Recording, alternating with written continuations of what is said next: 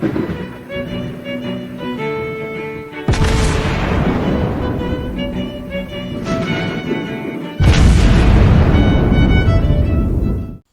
everyone, and welcome back to World of Warships Blitz with Terry. Today we are looking at another of the Pan-Asian light cruisers because A, I'm completely enjoying these, and B, like I said in the post, I am not actually going to look at that carrier because A, it's a carrier, and B, it's broken. So instead I figured, hey, I'm going to have a go at the Tier 7, and this is the Chumphon of the Royal Thai Navy. Now, initially I thought, okay, let's have a quick look what that is. And the first thing that cropped up was, yeah, it's a province in Thailand. Makes sense. Ship named after province, all done. There is a bit more to that, though, because the Prince of Chumphon, and I'm not going to try to pronounce his name, I'll put it on the screen. I don't want to completely massacre it. Is somewhat considered as a naval pioneer. He was in the 19th century. He was sent to England to study there and served in the British Navy, and then later in life became minister and various affairs in the Navy. He was responsible for getting one of the R-class destroyers out of the British Navy and transferring it to the Royal Thai Navy, and is today somewhat considered as, I believe, the father of the Thai Navy in some way because of all the innovations, naval bases and other things that he brought along. So, I'm going to go with that's what the ship's named after instead of the province, because that's a lot more interesting. Also, we don't get to talk about these minor navies all that much, which is always a shame, because there are always some interesting stories in there. Anyway, what is this thing then? Well, this is one of the what-if ships, obviously. This is a Flint. That's a Flint. It's the modified Atlanta class, but has been transferred to the Thai Navy, obviously. So let's have a quick look and see how she compares then, because that thing is extremely similar. It's both Tier 7, but as a Pan-Asian cruiser she obviously gets the deep water torpedoes. She also gets 3 fuel smokes. She gets a defensive AA, but not quite as good as on the Flint. So the Flint gets the Def AA 3, which gives you a 200% boost on the small caliber. The Chumphon only gets the Def AA 2, which gives you a 100% boost. Still a decent AA ship. And instead of the double radar on the Flint, she gets the torpedo reload. So while the Flint is an extremely dangerous sort of destroyer hunter, you could say, this ship is more geared towards the Pan-Asian line playstyle of torpedo boating. Looking at the stats, she gets a little bit lower hit points than the Flint. The maneuverability is interestingly slightly different. So while the rudder turns a bit faster, the actual traverse speed is a little bit lower. So she doesn't quite turn as tightly as the Flint does. You do have to be a little bit more careful, but it's not a massive difference. The guns have a slightly better range, but again, not a huge difference. In effect, it's a Flint. It's the same guns. And the torpedoes, while they're doing ever so slightly less damage, they are significantly faster than on the Flint, which makes her a much more viable torpedo boat. And they do have a better flooding chance. And you obviously get the reload booster, which means you can fire, well, you can fire 12 of them technically, but they're obviously not centerline mounted because this isn't a destroyer, it's a cruiser, even though it would probably classify as a scout cruiser. The large caliber AA is the same, and the small caliber AA is slightly worse for some obscure reason, but you don't get the 200% boost here anyway, so it's not a massive difference. Not a support cruiser per se. So, because just like the Flint and the Atlanta itself, you do have the problem that they are extremely squishy ships. And the Flint has a slight edge in concealment, which isn't going to stop me from doing a concealment build in that thing, because again, the role here is slightly skewed, where the Flint can use these torpedoes, but they are much easier to avoid. This ship is more of a torpedo boat, but that doesn't mean that you can neglect the guns on this thing, because these guns are murderous. So you might have noticed in the supplies that I'm actually using the high-grade coal for better concealment, because this is obviously a concealment build. I'm using the main battery mod 2, and so far the turrets seem to be holding up quite well. See, having one of these 6 turrets shot off is the least of your problems if you're getting shot at. Because very, very quickly you're not going to have a ship anymore that can carry said turrets. So it's really a minor inconvenience to lose one of the turrets. The much bigger problem is the holes that enemy shells are making into your ship. Propulsion, yes, for dogfights with destroyers, absolutely the thing that you want, and for dodging battleship shells at max range. And concealment, I would recommend on this ship, because getting shot at is not something that you're particularly going to enjoy. I forgot to mention the elite bonus. You can get... I'm going for the gun reload, honestly, because it's tier 7, and I really enjoy gunboating in these things, just like in the Atlanta or in a Flint. More aggressive than an Atlanta because of the longer range torpedoes and the fuel smokes.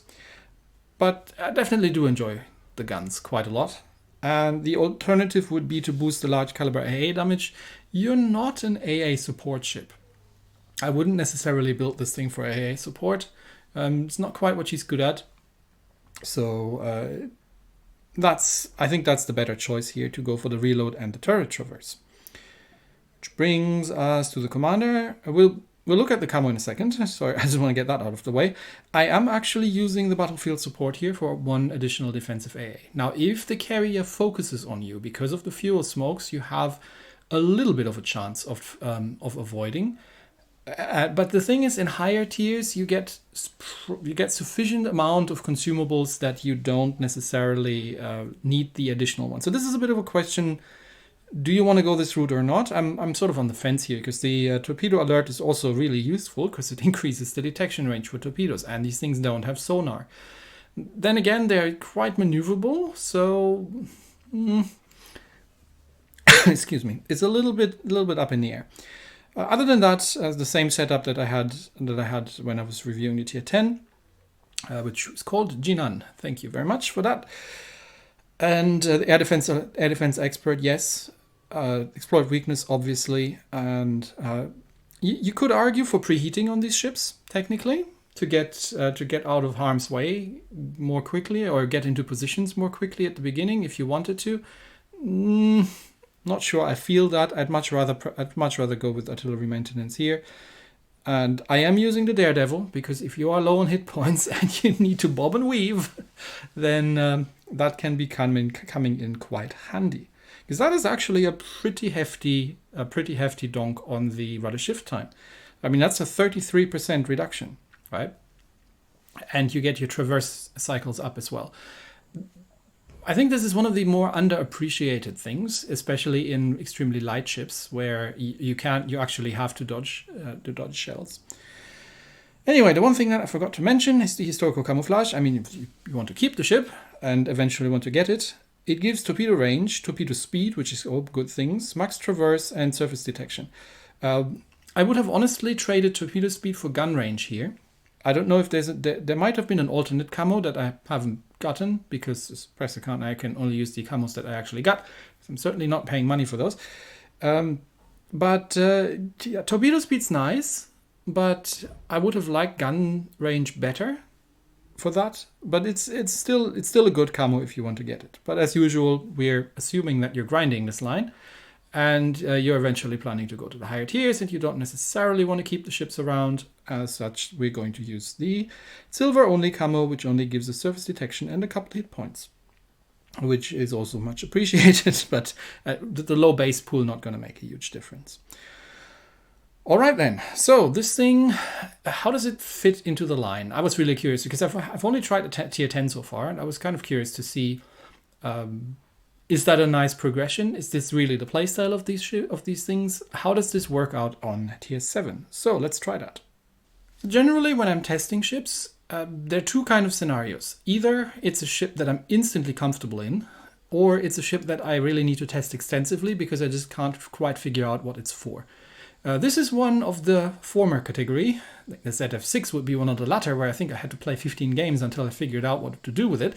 This ship I was instantly comfortable with, because it's a Flint with more torpedoes. So first game we are playing against King George V, Dunkirk, so we're top tier, Queen Elizabeth, an Oktyabrskaya in a failed division, and a de Grasse and an Akatsuki with a bot carrier in the game, which isn't going to make a huge difference, so we're not going to necessarily be using the AA, but we are playing Domination on Haven, which has some interesting tactical sort of issues occasionally. The first one being that you find your teammates that are spawning on where I'm spawning to run into B Cup from time to time, which can work, especially if it's a kind of mid-tier battle as we have here, but is extremely risky because you have no exit of B Cup. There's a lot of violence, and it can be quite, if you are running into significant opposition from the enemy team, which you are likely to do, it can be quite suicidal to head into B Cup. I'm not going to do that. And it looks like everybody, the team calls out go to D, and everybody understands that as yes, everybody go to D. I mean, look at it. Look at where they're all going. I mean, it's a nice little lemming train, isn't it? Except for that one battleship that, as predictably, heads into B Cup. So yeah, all these guys are heading over into D because there's nothing over there, and the enemy is on the other side, people.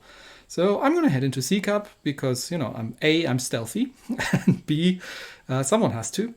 So that battleship behind me is probably dead.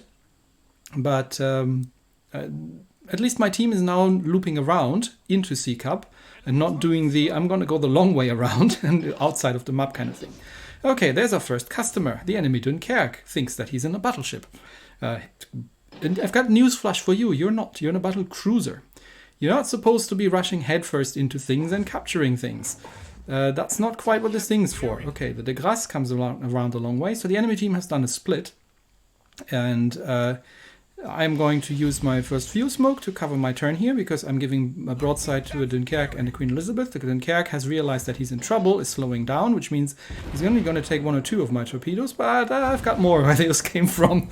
And the Dunkirk has now realized that he is a very, very dead Dunkirk because he's in a battle cruiser. Okay, that's the crowd over there. So let's see if I can do something about that Akatsuki over there. So switch over to the armor piercing, because he's probably focusing on trying to take out that friendly battleship that has gone over there, and has completely not realized, that that wasn't alone. So interestingly enough, the battleship has survived, which I really wouldn't have thought it would. But, well, the battle is still young. So they're now the Dunkirk and the rather careless Akatsuki down, and someone's just plopped me from the right side. I'm not sure who that was, but I'm trying to assist this battleship that we have there in Bika. Okay, the Nova Assist is dead, yeah, as predicted. I mean, if he had come around and outside here, then he might have survived. Now that means that these guys have nobody else to shoot at. So I'm going to have to be a little bit careful. Yep, there they come. Fuel smoke up. Ow, I'm going to damage con that because it'll highlight me in the smoke, just in case the Oktyabrskaya has anything ready. But I'm going to drop all the torpedoes in the general direction of these guys, and see if we can get a couple of hits in. But yeah, I obviously now have to run. King George might have been actually better if he was firing armor piercing at me, to be honest, because his AP isn't great, and my team doesn't want to get any closer to these guys. But yes, I have torpedoes. Understandable, because, you know, Pan-Asian cruisers are new, but something that you're going to have to learn is that these things have torpedoes. Okay, that was the Oktyabrskaya. That could have gone worse. Okay, I'm running a little low on hit points now. So I'm just realizing that I'm the closest one towards the enemy for some reason. So let's just keep saturating that area with torpedoes. And for some reason, the other cruiser here is suddenly getting brave. No, sorry, no, it's a New Mexico. Yeah, the Grasse is hiding behind the New Mexico, which is the right thing to do, because these guys are trying very hard to kill me. So another fuel smoke up, and while I'm dropping the last of my torpedoes, I am now a torpedo boat for a little while, because I only have 156 hit points left, which is fine. It's 155 more than I need, but still, we don't want to risk anything funky. But that doesn't mean we're out of the battle quite yet, even though it does look quite positive for our side. And I just need to open up the distance a little bit, and I'm pretty confident that I can gun down that Octabrascaria, because that thing isn't particularly precise at range. So I'm thinking if I want to drop some torpedoes, but he's firing into the island, so that's my chance. He's looking somewhere else. Let's get him set on fire, and then we're going to reverse. And I know, pro moves here. Ships can reverse. Not always clear for a tier 5 battleship and a tier 7 battle. That kind of thing can happen, but let's see if we can get some fire started. There's one, and he's firing at me. So now you see what I mean with, yeah. That's why you don't sit broadside onto battleships. And also that's why it helps to understand the dispersion of these things, because nope. And you want to stay at max range. And that's where this thing actually has, even if it is a slight edge, but it does have an edge over the Flint. Because she can, her max range is a little bit higher. Okay, there comes the shot again, hard right, and nope. He's got another turret ready. Yep, there it comes, hard left, and nope. I am so sorry. And now we just sit here and spam and HE spam the crap out of him. There comes another salvo.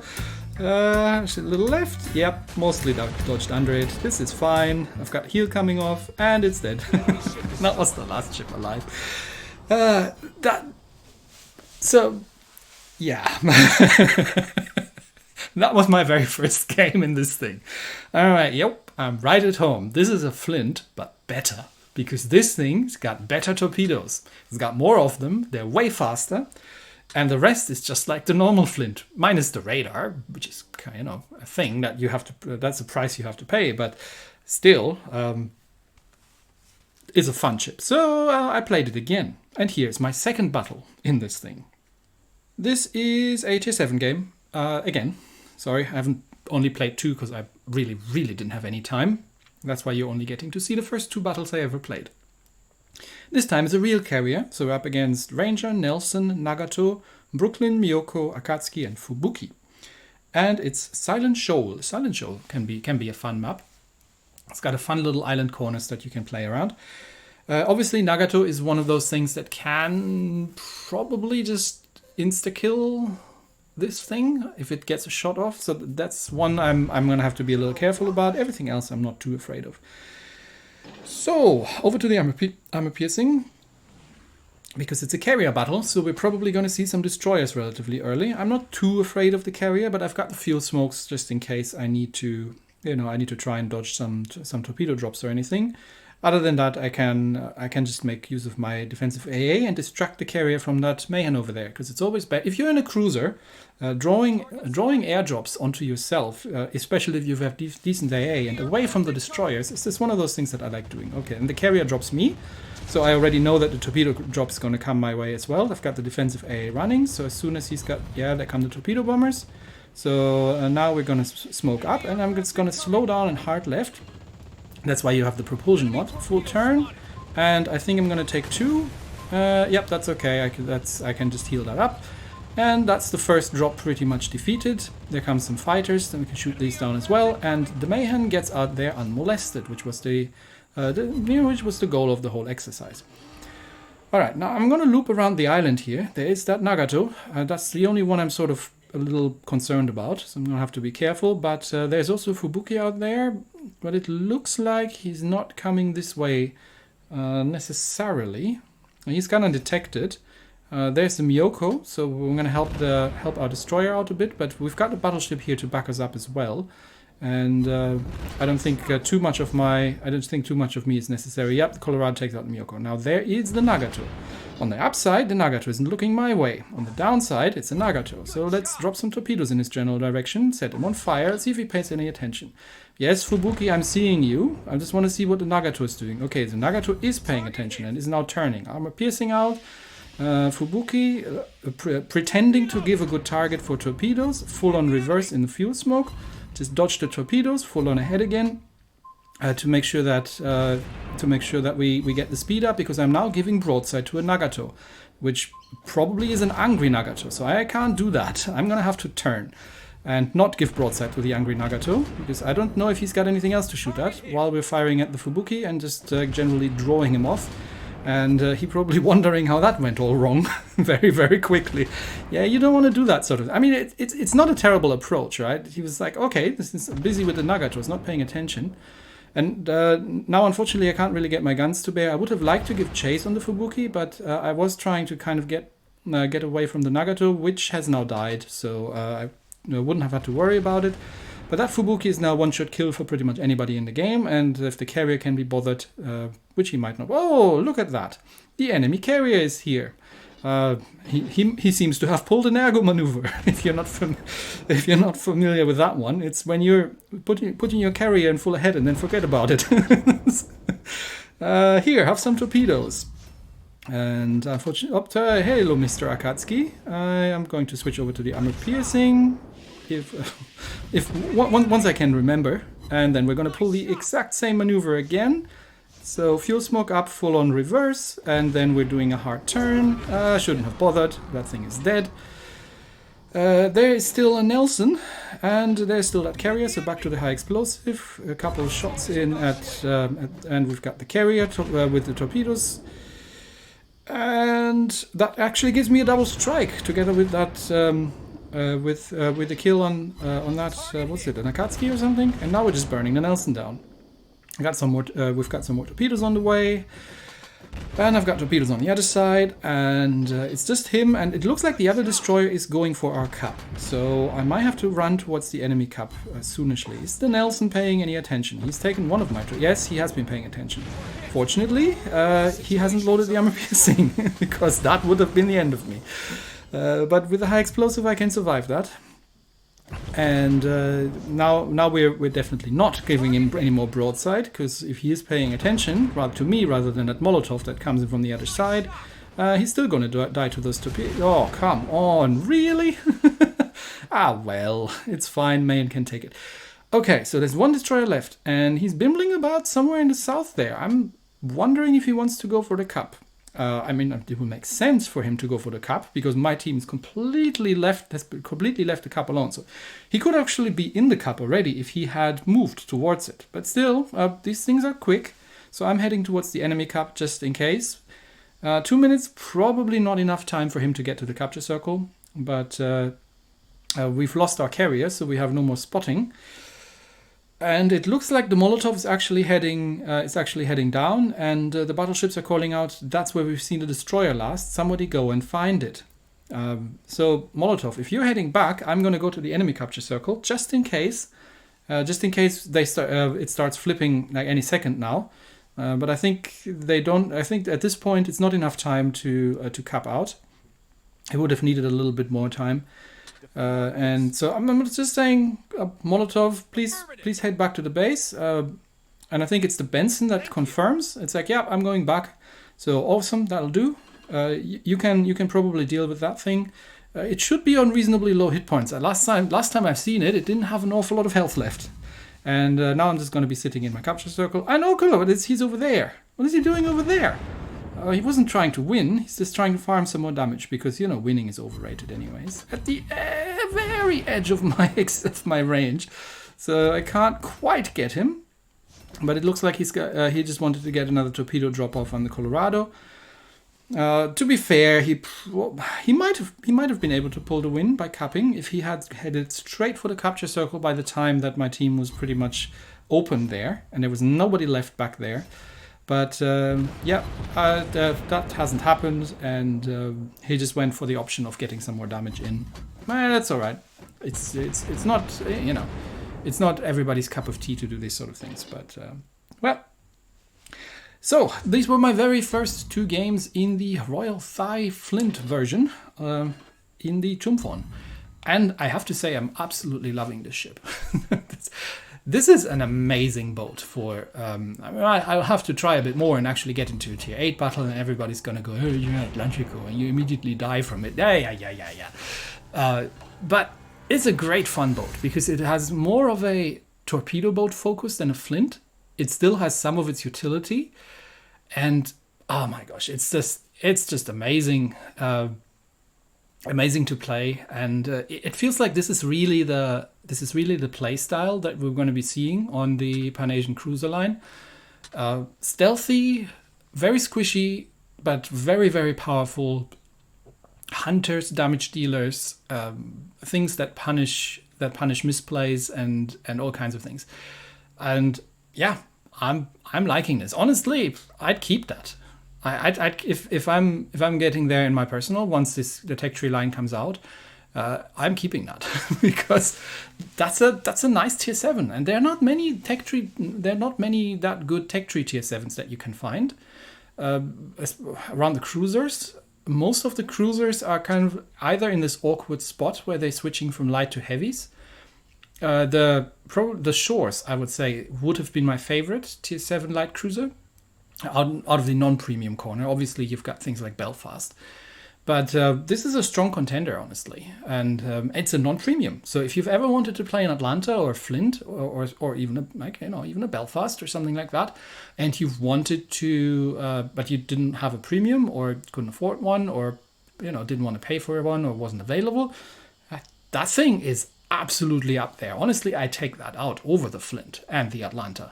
This is an amazing ship. It's great fun, and totally hoping that it's not getting nerfed, fingers crossed. Anyway, that's it for me today. Thanks, everybody, and I will see you next time. Bye-bye.